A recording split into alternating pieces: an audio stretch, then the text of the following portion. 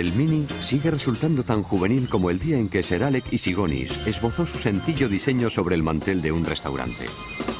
En 4 décadas se ha convertido en un icono. Este símbolo de la irreverencia y la diversión apareció justo cuando despegaban los prodigiosos años 60. Y al Mini todavía le queda mucho camino por recorrer.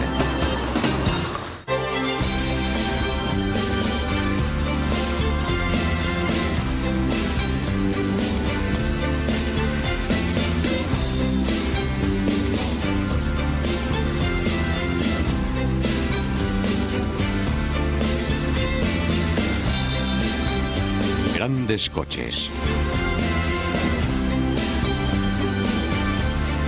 Mini.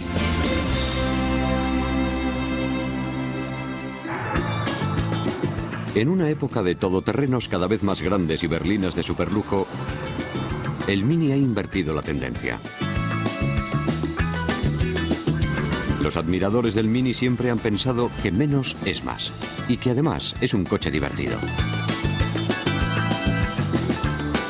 No hay ningún otro coche igual.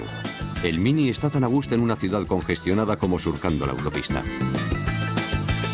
El nuevo Mini se diseñó para captar el espíritu del clásico. Tenía que resultar atractivo, fácil de conducir y divertido en cualquier situación.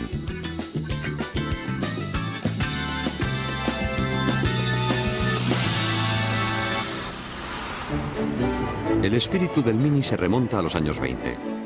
Las familias que no podían permitirse un coche grande recurrían a los Austin. Al final, Austin se fusionó con Morris para crear la British Motor Corporation, o BMC. El Austin 7 y el Morris Bulldog dieron origen al Morris Minor. Este modelo tuvo un éxito enorme. Era resistente, fiable y económico. Exactamente lo que necesitaba la Gran Bretaña de la posguerra. Contribuyó a la recuperación económica del país. Era un coche resistente diseñado para la vida urbana.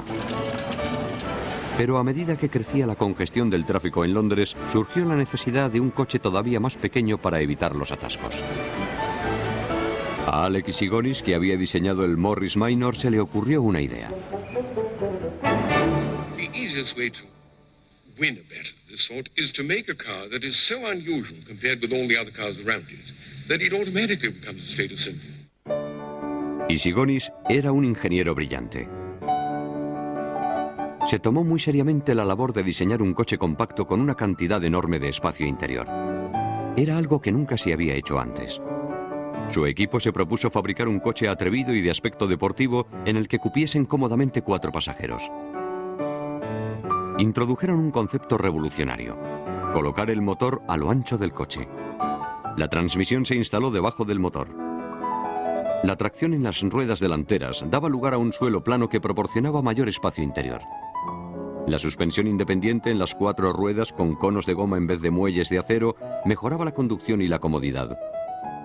El coche tenía una amplitud interior asombrosa. Dentro de su carrocería diminuta cabían de sobra 4 personas adultas. Fue algo revolucionario. Se pensó que los diseñadores habían tenido una idea genial. Habían soñado un coche milagroso. Fabricaron un prototipo para ver si sus conceptos funcionaban en la práctica. Una vez elaboradas a mano todas las piezas, se comenzó a efectuar pruebas. Se convirtió una base aérea cercana en pista de evaluación y el prototipo se sometió a una batería de pruebas. Gracias a la dirección de cremallera y piñón, el coche podía girar en un círculo de 10 metros, una característica ideal para aparcar. Se realizaron pruebas de conducción a gran velocidad para comprobar si los frenos hidráulicos detenían correctamente al pequeño vehículo. Se efectuaron pruebas en pistas de tierra para probar la eficacia de la nueva suspensión de goma. Los pilotos de pruebas dijeron que el coche había superado los exámenes con sobresaliente. Había llegado el momento de empezar la producción. El proceso de fabricación era tan poco convencional como los propios coches. Las carrocerías se montaban a mano en una pequeña plataforma diseñada especialmente, en lugar de en una cadena móvil de ensamblaje.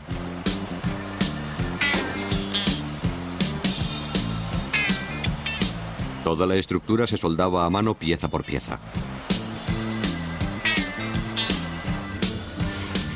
Tras el ensamblaje, se inspeccionaban las carrocerías antes de pintarlas. Era un proceso lento y meticuloso. Las secciones completadas empezaban a parecerse a un coche. Entonces ya estaba listo para pintar. Cada miembro del equipo de montaje conocía perfectamente su función. Después se atornillaba la insignia. Se instalaba el velocímetro y se colocaba en su sitio la parrilla del radiador. El vehículo empezaba a cobrar forma.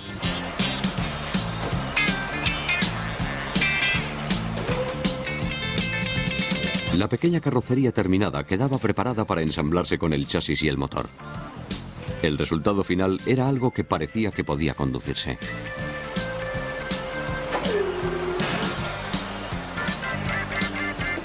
El increíble diseño se había hecho realidad.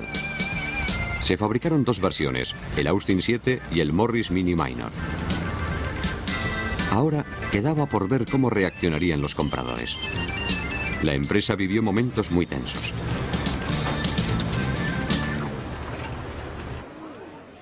Se presentó a los medios de comunicación en 1959. Nadie sabía a qué atenerse.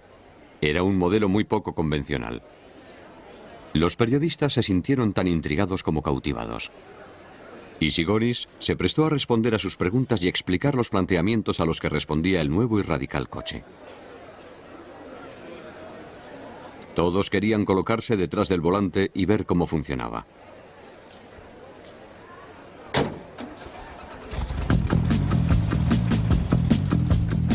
La empresa había instalado en Surrey una pista de pruebas privada para la rueda de prensa.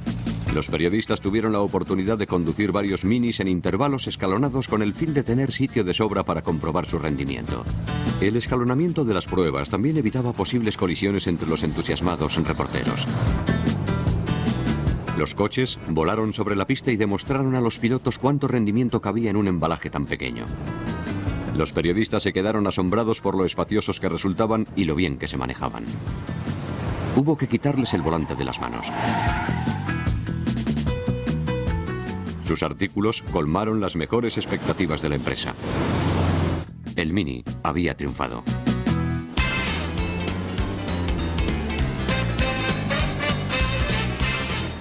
Con un precio base inferior a los 585 euros, la producción no daba abasto a la demanda. En 1959 salieron de la fábrica 20.000 unidades. En 1962, BMC llegó a fabricar más de 200.000. Se había convertido en un fenómeno cultural.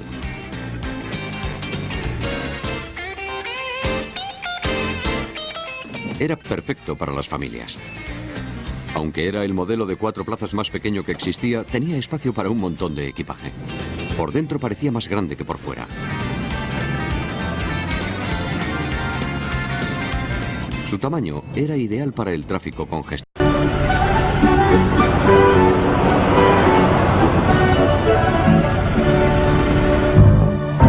Los veteranos norteamericanos que regresaban de Europa lograron que el MG se convirtiese en un fenómeno en Estados Unidos. Algunos de esos jóvenes habían visto automóviles MG en sus viajes a ultramar y se habían enamorado de esos coches bajos y divertidos de conducir. El MGTC se hizo muy popular entre los pilotos estadounidenses. Para muchos norteamericanos fue el primer coche extranjero que vieron.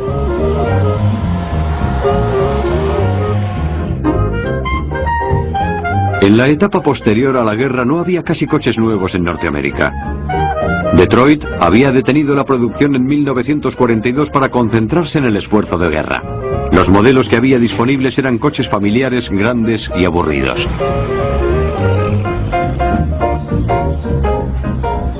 El MGTC fue el antídoto perfecto contra la depresión de la posguerra.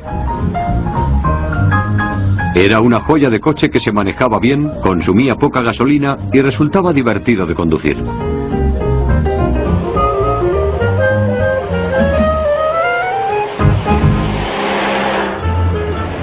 El mercado norteamericano era muy importante para MG. El desarrollo económico de la posguerra significó que los estadounidenses podían permitirse adquirir coches con facilidad y el incremento de las ventas representaba una fuente de fondos para diseñar modelos nuevos. La empresa concibió un plan de producción cuatrienal que dio resultado. En ese periodo fabricó 10.000 unidades, de las cuales más de la mitad se exportaron a Estados Unidos.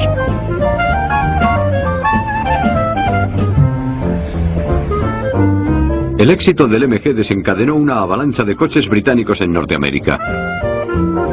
Jaguar introdujo su XK120, un deportivo de serie que alcanzaba los 200 km por hora.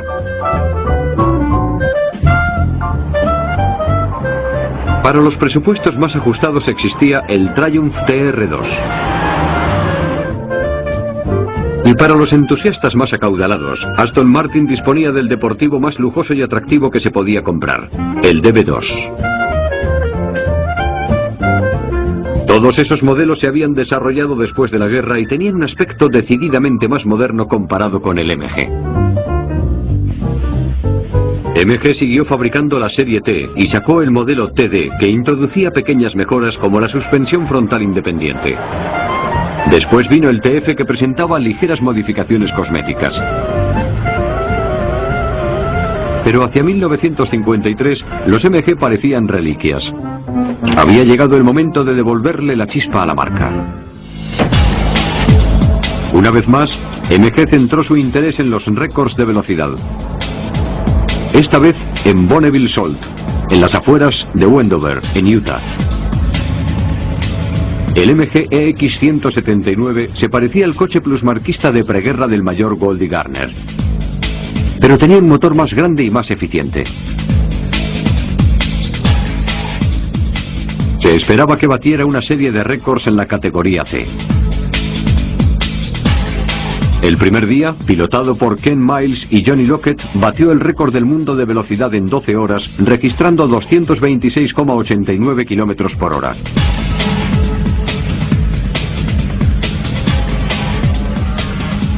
Al día siguiente, el equipo se propuso batir la plusmarca de velocidad en la categoría F. La carrera estaba organizada por el Automóvil Club de Estados Unidos.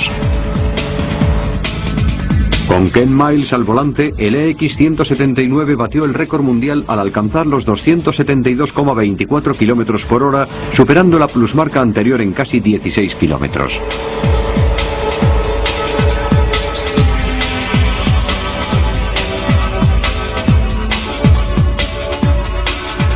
En solo 2 días, MG batió 16 récords internacionales y 47 récords de Estados Unidos.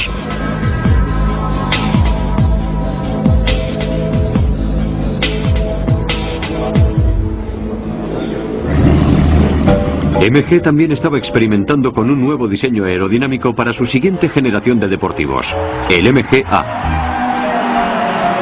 Eran unos coches muy atractivos que debutaron en 1955 en Le Mans.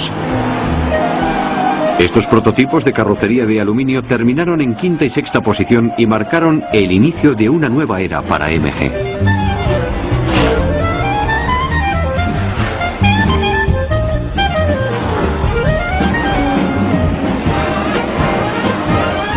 Los MG-A pronto se hicieron un hueco en el circuito de rallies, la modalidad de competición preferida de MG. Allí demostraron que eran dignos sucesores de la serie T. El público acudió en masa a comprar el nuevo modelo.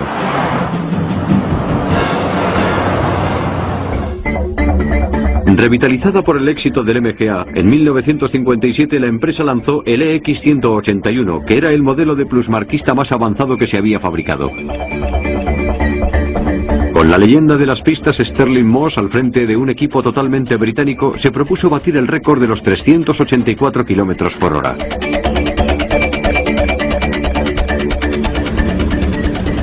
El EX181 estaba diseñado por un ingeniero de MG, Sid Eniver, y no se parecía a ningún otro coche.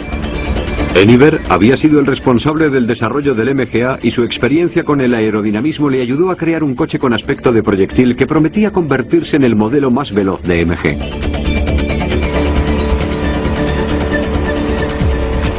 El equipo volvió a Bonneville Salt Flats, donde el piloto Moss batió otro récord al alcanzar la increíble velocidad de 392 km por hora.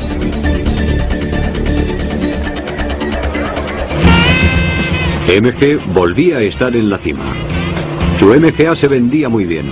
En 1958 reforzó el modelo con una versión de doble árbol de levas.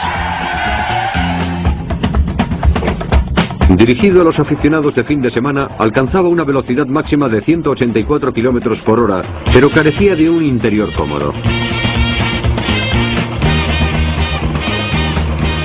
Eso lo solucionó el modelo posterior, el MGB, que salió al año siguiente.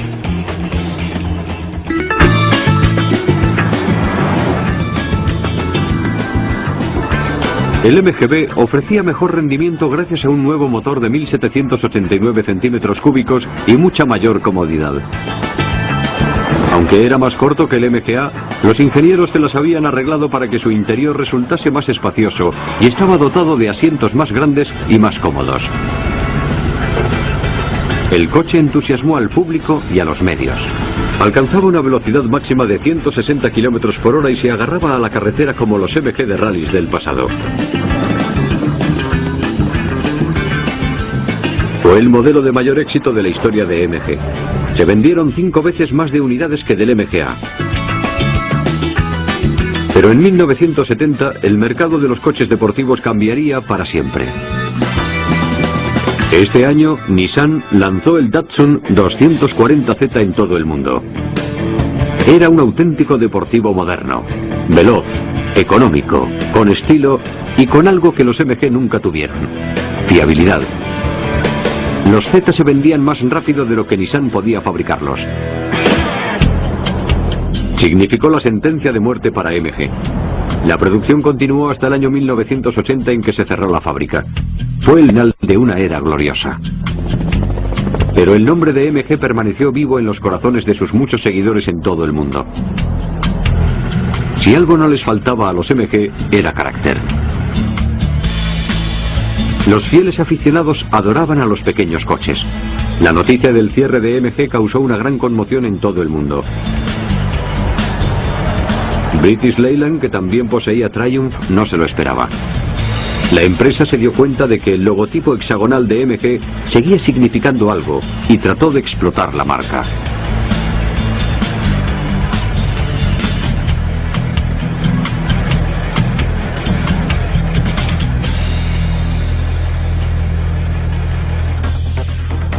El resultado fue la serie Metro, lanzada en 1981.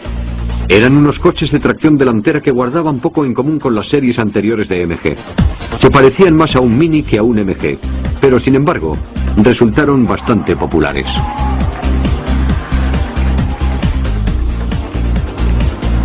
La serie Metro marcó el regreso de MG a las competiciones. El Metro 6R4 tenía una potencia al freno de 400 caballos. Compitió con éxito durante varios años en la categoría B. Pero tras una serie de trágicos accidentes atribuidos a la velocidad de los coches, los rallies de categoría B se prohibieron en 1987.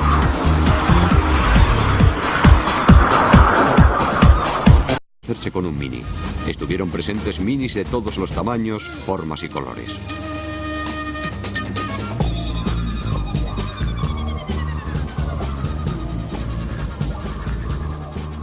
Y no todos eran coches. Hay pocos productos en el mundo que puedan despertar semejante entusiasmo. Y seguramente se trate de algo bueno. La capacidad para entusiasmarse es un rasgo positivo del ser humano. Costaba creer que estaba a punto de clausurarse una época.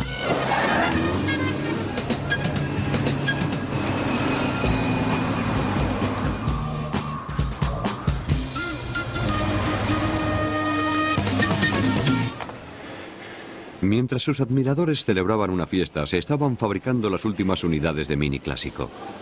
BMW había invertido miles de millones para revivir el resto del grupo Rover, pero no lo consiguió.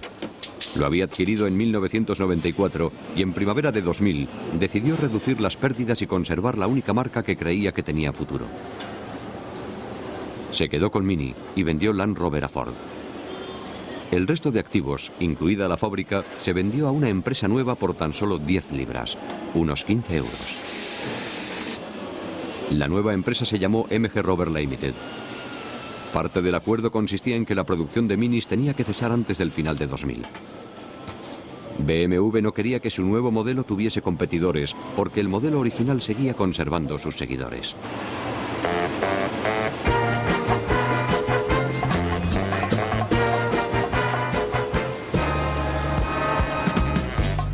Finalmente llegó el día. El 1 de octubre de 2000 salió de la fábrica de Longbridge el último Mini Classic. Al volante iba la estrella del pop británico Lulu, un recordatorio de su conexión con la floreciente escena musical de Londres. La prensa acudió a presenciar el acontecimiento acompañada de otro icono cultural de los años 60. Twiggy.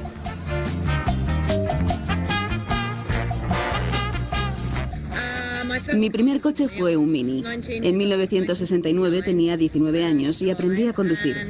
Y la elección obvia fue un Mini porque era mi coche favorito. Eran perfectos para Londres, para el tráfico y para aparcar. Y me fabricaron uno especial. Era morado, morado oscuro. Era precioso. Tenía los cristales ahumados en negro. Era el coche de moda. Incluso las estrellas del pop que ganaban mucho dinero y tenían Ferraris y Rolls Royce también se compraban un Mini. Los demás coches pequeños no eran tan especiales. Son la quinta esencia de lo británico y yo también lo soy. Estoy muy orgullosa del coche. Todos deberíamos estarlo como británicos. Es un gran coche. En el Salón del Automóvil de París de septiembre de 2002, la prensa tuvo por fin la ocasión de echar un vistazo al nuevo Mini. Tras una serie de discursos llegó el gran momento.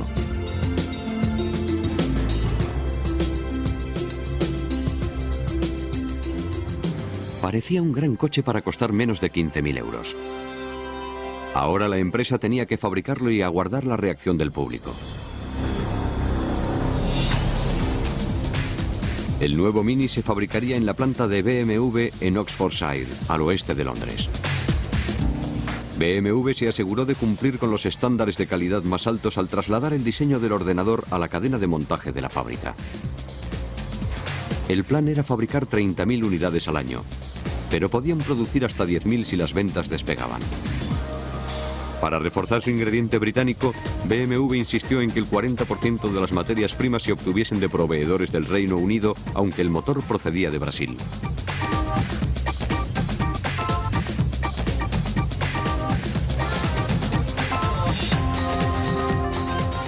La empresa albergaba grandes esperanzas para su reinterpretación de la leyenda. No tenía otra opción. Había invertido cientos de millones de euros en esta apuesta.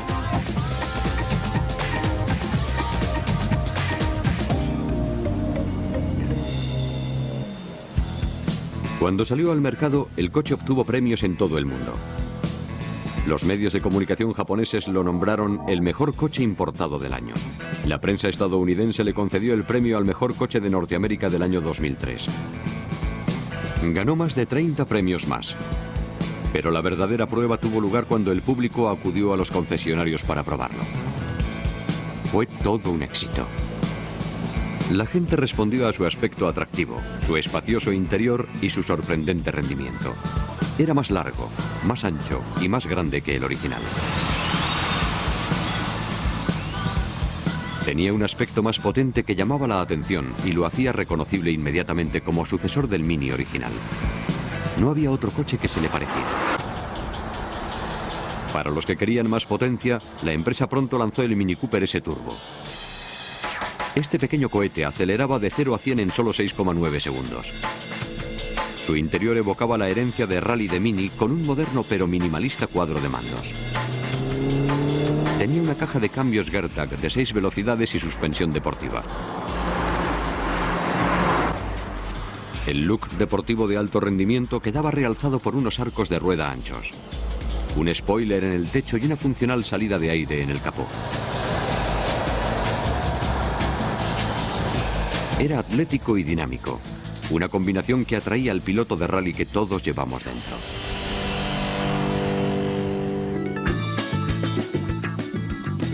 Donde quiera que fuese, la gente no podía evitar pararse a mirarlo. Destacaba en todas partes. Era único.